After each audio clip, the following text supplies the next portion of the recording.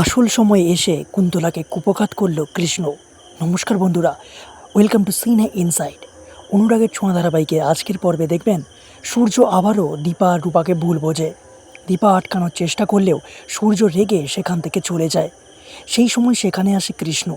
দীপাকে কাঁদতে দেখে কৃষ্ণ বলে, আপনি কাঁদবেন না আন্টি, আমি সব জানি, চলুন আমার সাথে ওই বাড়িতে, আমি সব ঠিক করে দেব, আমি আপনাদের নিয়ে যাব।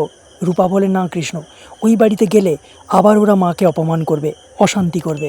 কৃষ্ণ বলে, ওই বাড়িতে আমাকে কেউ কিছু বলার সাহস পাবে না, ওই বাড়িতে আমারও অধিকার আছে, আপনারা নিশ্চিন্তে আমার সাথে আসুন। দীপা বলে, কেন, তুমি কে হও ওই বাড়ির? কৃষ্ণ বলে, এটা আমার ঠাকুরদার বাড়ি। এটা শুনে রূপা বলে, তার মানে তুমি রুডির ভাই? দীপা থাপ্পড় মারে কৃষ্ণকে আর বলে, তোমাকে আমি বিশ্বাস করেছিলাম আর তুমি আমাদের এইভাবে ঠকালে? তার মানে তুমি আমার দুই মেয়ের জীবন নষ্ট করতে এসেছো, তাই না? কৃষ্ণ বলে, বিশ্বাস করুন, কুন্তলা আমার নিজের মা নয়, ও সৎ মা, ও আমার মাকে খুন করেছে। আপনি প্লিজ চলুন, না হলে সোনাকে আমরা বাঁচাতে পারবো না। এদিকে কুন্তলা রুডিকে বলে সোনাকে শাস্তি দিতে। সেই সময় কৃষ্ণ বাড়িতে এলে অবাক হয়ে যায় কুন্তলা, রুডি আর তার বাবা। কৃষ্ণ কুন্তলাকে বলে, আজ থেকে আমি এই বাড়িতেই থাকবো, সাথে থাকবে আমার শাশুড়ি মা আর অবুস্ত্রী। এটা শুনে ভয় পেয়ে যায় কুন্তলা।